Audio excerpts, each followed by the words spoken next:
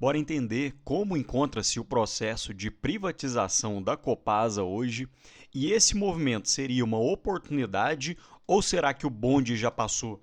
E no final também quero mostrar os motivos do porquê hoje eu fico longe desse setor.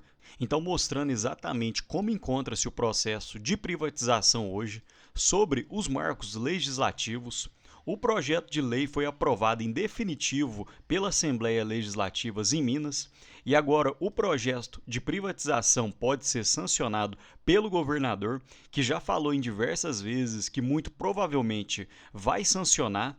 E a votação da PEC que retira a exigência de referendo popular já aconteceu e hoje não mais precisa de referendo popular para poder privatizar a Copasa. E qual seria o próximo passo? Com a aprovação definitiva do projeto de lei, o texto segue para a sanção do governador, que significará uma autorização formal para poder iniciar esse processo de desestatização. E mesmo com a lei aprovada, falta definir como será a modelagem da privatização, por leilão, oferta de preço, parceiro estratégico, etc. E a expectativa oficial é de concluir o processo de venda até possivelmente abril de 2026. Outro detalhe é que o comprador da Copasa ainda deverá cumprir metas de universalização dos serviços de abastecimento de água e saneamento de esgoto, conforme o marco legal do saneamento.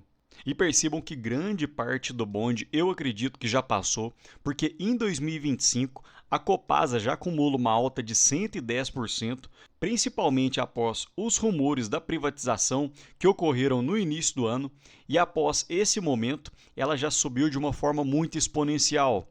Outro detalhe, percebam na composição acionária da Copasa que o estado de Minas Gerais detém apenas um percentual pequeno acima dos 50%, ou seja, 50,03%.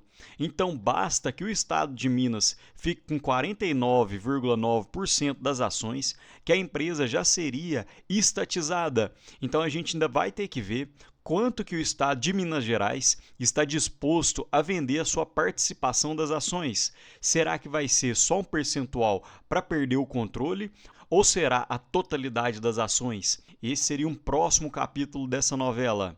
E para dar os dois lados da moeda, primeiramente eu quero começar falando alguns pontos positivos da Copasa, porque percebam que ela sempre tem apresentado um bom crescimento quando a gente olha os destaques do terceiro TRI de 2025. No acumulado de 2025, os investimentos aumentaram em 26%. Vamos falar um pouco mais sobre isso. No primeiro semestre, a Copasa pagou cerca de 345 milhões em dividendos e 170 milhões foram pagos no segundo semestre. Outro ponto é que a Copasa conseguiu fazer a redução das perdas para 37%, que foi uma queda de 1,1 ponto percentual. A revisão tarifária média gira em torno de 5,5%, que deve se iniciar no dia 1/1 de 2026. E outro detalhe, o EBITDA foi de 2,2 bilhões, o que foi uma alta de 3,3% no acumulado, com uma margem muito elevada, de cerca de 40%. E sobre a geração de caixa operacional, no terceiro TRI de 2025, a Copasa iniciou-se com 871 milhões, conseguiu gerar 701 milhões em atividades operacionais, porém gastou com investimentos 701 milhões, fez o pagamento de financiamentos e pagou dividendos e JCP. Então, o caixa no final do período ficou em 501 milhões, uma redução tri por tri. Outro ponto positivo é que a Copasa tem conseguido fazer uma melhora na sua performance operacional. O índice de perdas na distribuição caiu de 40,5% para 37,3% em cerca de 5 anos, fazendo diversas ações como a substituição de hidrômetros, utilização de satélite e contratação da substituição de 350 km de rede. A inadimplência caiu de 4,5% para 3%.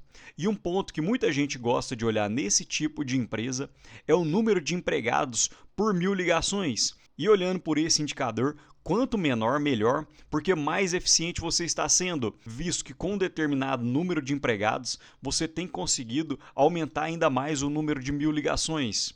Outro detalhe muito interessante é que a Copasa consegue fazer as suas revisões tarifárias acima da inflação, porque percebam que olhando de 2013 até meados de 2023, o acumulado da Copasa foi um reajuste de 120%, enquanto o IPCA no período foi de 88%, ou seja, a Copasa conseguiu gerar valor acima da inflação em cerca de 32%. E o mesmo ocorreu em 2024, em que a inflação foi de 4,8% no período e o reajuste da Copasa foi de 6,42%. Então esse é um ponto muito positivo, porque a Copasa consegue repassar aos contribuintes a inflação e mais um ajuste real. E nesse relatório do BTG Pactual, eles relatam algo que poderia destravar valor na Copasa, porque percebam que a RAB líquida da Copasa para 2024 é de 15 bilhões, enquanto da Sabesp é de 86 bilhões. E para quem não conhece, a RAB seria a base de ativos regulatórios. Então é baseado na RAB que a Copasa e a Sabesp conseguem fazer os seus reajustes tarifários. Então o BTG destaca que a Sabesp tem uma RAB 5,7 vezes maior. Logo, nós poderíamos concluir que a Sabesp opera numa escala 5,77 vezes maior, correto? Porém, esse não é o caso, visto que hoje a Copasa tem 103 quilômetros de rede, enquanto a Sabesp tem 161 mil quilômetros de rede e a Copasa tem 8 milhões de conexões, enquanto a Sabesp tem cerca de 17,8 milhões. Então, a Copasa tem um número maior do que a metade da Sabesp e a RAB da Copasa é cerca de 5,77 vezes maior. Então, com a privatização, poderia destravar valor nesse quesito, visto que se a gente comparar com a Sabesp, a Copasa ainda teria uma base de ativos regulatório maior. Consequentemente, com maiores reajustes, as receitas da Copasa poderiam crescer de uma forma mais acelerada.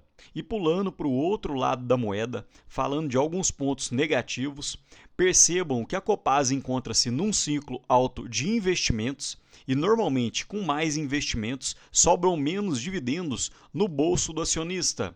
Então percebam que a própria Copasa destaca que ela elevou os investimentos nos 9 meses de 2025 em 26%, e isso ainda deve se elevar mais, visto que os investimentos para 2025 devem ficar na casa de 2,5 bilhões, 3,4 bi para 2026, 3,4 bi para 2027, 3,7 para 2028 e 3,8 bilhões para 2029. E normalmente, quando empresas entram nesse ciclo de investimentos, o endividamento aumenta, os dividendos caem, então possivelmente não seria um bom momento de entrada. Outro ponto é que, com o marco do saneamento, a Copasa tem que cumprir algumas regras, principalmente tendo que entregar uma cobertura de água acima de 99%, o que ela já conseguiu, porém vai ter que entregar uma cobertura de esgoto de cerca de 90%. Então, ainda faltaria cerca de 12% para conseguir cumprir o marco do saneamento. Outro ponto é o endividamento da Copasa, que tem crescido, saindo em 2023 de 1,4 vezes a dívida líquida sobre o EBITDA para atualmente na casa de 2,1 vezes. E conforme já mostrei, os investimentos devem crescer para 2026 até 2029. Outro detalhe é que o cronograma de amortização da dívida vem pesado entre os anos de 2026 e 2029. Então, eu acredito que os dividendos devam minguar para os próximos 4 a 5 anos. E apesar de qualitativamente ser uma empresa fantástica, hoje eu percebo na análise quantitativa que os indicadores da Copasa encontram-se um pouco acima da média, mais elevados. Então hoje, olhando o PL, excluindo 2015, que foi um não recorrente, a média ficou em cerca de 9,09 vezes e atualmente o PL encontra-se em 12,2. Então, para retornar à média, o preço da Copasa teria que cair uns 30 a 40% na cotação. E olhando o indicador de preço sobre valor patrimonial, hoje encontra-se em 1,92, enquanto a média histórica girou na casa de 1. Então, os indicadores nos falam que aparentemente hoje a Copasa estaria caro. E olhando o setor como um todo, dentro do relatório do próprio BTG Pactual, olhando o indicador de preço sobre lucro de 12 meses à frente, Hoje, o PL desse setor encontra-se em 18,2 e a média dos últimos 10 anos ficou na casa de 10. Então o PL se esticou muito, hora ou outra a lei dos grandes números acaba agindo e esse indicador poderia voltar próximo das suas médias. Então, hora ou outra a gente acaba encontrando bons pontos de compra nesse tipo de ação. E apenas para exemplificar um pouco melhor, mostrando a minha planilha pessoal, que eu gosto de ter dentro do meu radar a Copasa, a Sanepar e a Sabesp, porém percebam que hoje, olhando o PL projetado de 2025, fica em cerca de 11,7 para a Copasa e o PL médio hoje é de cerca de 9, então encontra-se 29% acima das médias, da Sanepar 50% acima das médias e da Sabesp 18% acima das médias. Outro detalhe é o dividend yield, que quem me conhece sabe que eu gosto de olhar os dividendos das empresas que eu entro, e hoje nenhuma das três consegue pagar um bom provento para o acionista, principalmente porque todas elas subiram de uma forma muito acelerada em 2025. Então é justamente pelos indicadores quantitativos que hoje eu fico longe das empresas de esgoto e saneamento. Mas e você? Me conta aqui, tá animado para a privatização da Copasa ou esse bonde realmente já passou? Me conta aqui nos comentários que eu aprendo muito com vocês. No mais, deixo um ótimo dia para vocês e um abraço.